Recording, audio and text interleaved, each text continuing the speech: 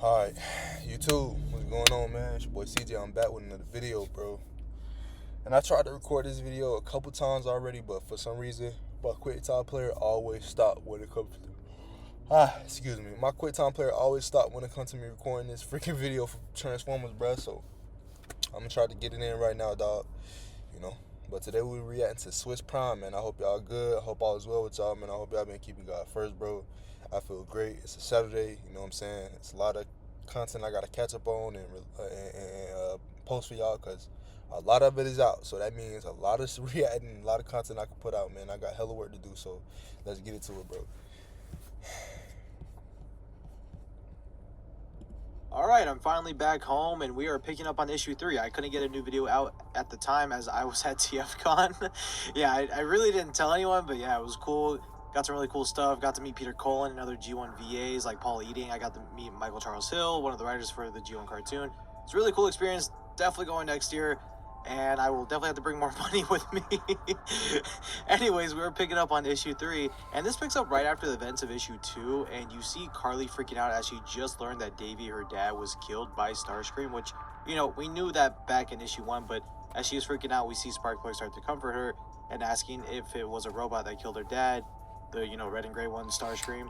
And as Carly's asking all this, Sparkplug starts to freak out because he's wondering how does she know about the robots, and then he starts to ask if Spike is okay in them. And as all that's going down, we see Laserbeak break into the house and start to attack Carly and Sparkplug, which is really crazy. I'm not gonna be reacting too much, like, oh my gosh, or because I already seen half this shit, so I'm already knowing what's going on. That Laserbeak was tracking Carly, and to see Laserbeak just come into the house like that is just really crazy. But we do end up seeing Cliffjumper come in and save the day. And you know, Cliffjumper being Cliffjumper and his luck, when he tells Carly that he was following her and saying that he was making sure that she was okay, we see Sparkplug just shoot him in the face with a shotgun. And this is just so funny to me because seeing this type of interaction with humans and just seeing, you know, Cliffjumper get blasted in the face with a shotgun is actually just amazing. He didn't even think twice, it just blam, shot him. They do a cliff roll, bro. And while Cliffjumper gets knocked down, Sparkplug grabs Carly and they drive off, even though Cliffjumper is a good guy. Bro. And we know Cliffjumper's not after them. We then pick back up at the arc with Starscream and Soundwave, and it turns out the energy that they were harvesting from the power plant wasn't enough energy to fully bring back their Cybertronian technology. And because of this, Starscream gets super pissed, and just like any bad leader, Starscream lashes out on Soundwave, as Soundwave mentions Megatron, and you know Starscream once again gets all mad and upsetty spaghetti hearing Megatron's name. But after that interaction, Soundwave brings up how Laserbeak found an Autobot signature, and Starscream sends out SkyWarp to check it out. We shift back to Carly and Sparkplug as they go to the bar that we saw in issue 1 for some extra help, as the internet is down and any sort of technology in the city is down due to the Decepticons jamming everything. So they really are just working with what they got. And we see Sparkplug go to the bar, and we see him and other people at the bar squad up as they are ready to go on the attack in case the Decepticons or any sort of other Transformer comes their way. And I say that because Carly tells Sparkplug that Cliffjumper is one of the ones that Spike and her spoke to and are the good ones. And Sparkplug responds to her and says, "I've been in war, Carly. It doesn't matter whose team they're on or what glorious cause they fight for. When the shooting starts, people die," which is a good point, and we'll come back to that in a second later. But, I mean, come on, man. You guys are outsized, outgunned, and outclassed. And we see that in the next page as we see Cliffjumper come back to saying how, you know, maybe we might have gone off on the wrong foot, and starts to apologize. And before he could even finish that sentence, we see Sparkplug once again started blasting on Cliffjumper. That's insane. He literally wasted no time. And we see Cliffjumper just say, "What the heck," again. As, I mean, this hurts Cliffjumper, but it's not like something's gonna, like, actually put him down. Come on, bro. I mean, the LMG is gonna hurt, but it's nothing crazy. Before anything else with that interaction goes down, we see as it gets even more escalated as we see SkyWarp enter the scene. And remember when I said they were outgunned, outclassed, and outsized? Yeah, this is what I meant. And the rest of this issue really is just action. Damn, bro, he kicked him. That's insane. We see that when SkyWarp starts to cause a havoc. Bro, imagine getting kicked by a freaking robot. Look at this man's body on his shin. Damn, that shit gotta hurt. Just kicking around the guys from the bar, sucker punching Cliffjumper. It is not his day. And we see all this going down. We see Robo Jesus himself, Optimus, driving with Spike, going downtown as they see SkyWarp, and they start to double time it to his location to stop him. Next page, we see SkyWarp just throwing cars and kicking people from the bar around and commenting on how Starscream was right. It is a total blast, and we see Cliffjumper on the floor after taking a beating from SkyWarp. And what we might think is the final moments from Cliffjumper, as SkyWarp says, "Prepare for the black insect," and we see Carly step in, telling SkyWarp not to kill him. as SkyWarp laughs and saying, "What are you trying to do? Protect him?" And we see Optimus just rush into battle, and dude, we see him take down SkyWarp.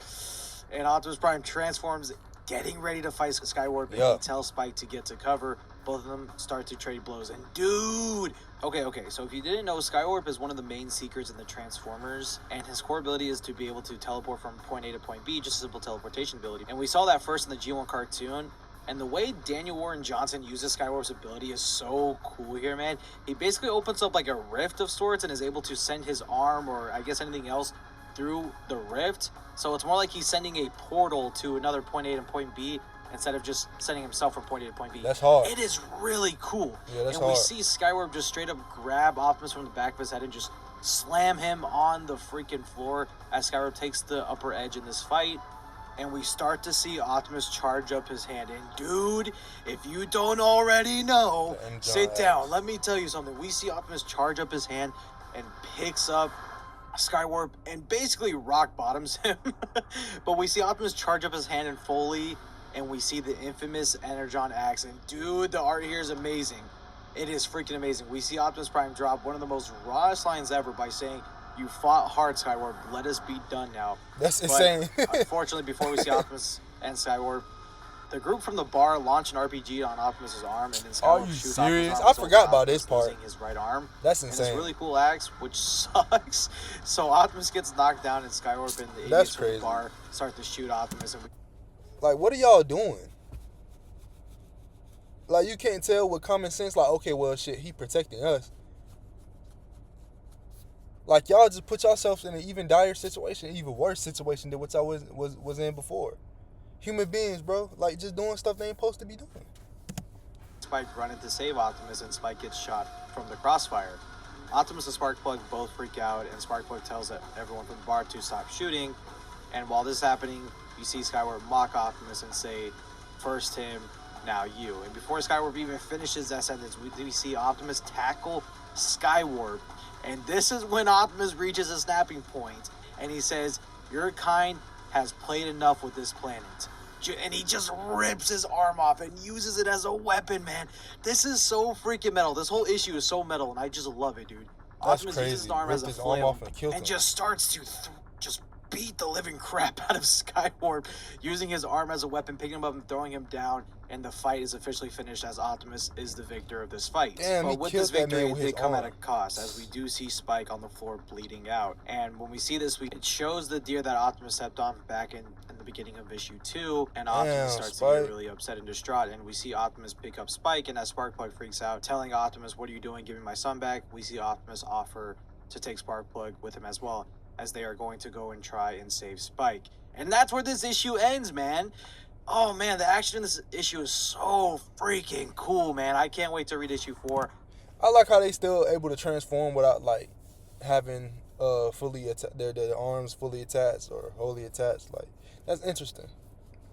So he can still turn to a truck, but he, like, you can see, like, I just woke up, y'all boys. You can see, like, his headlight, some of the front of the truck missing by the grill, some of the back.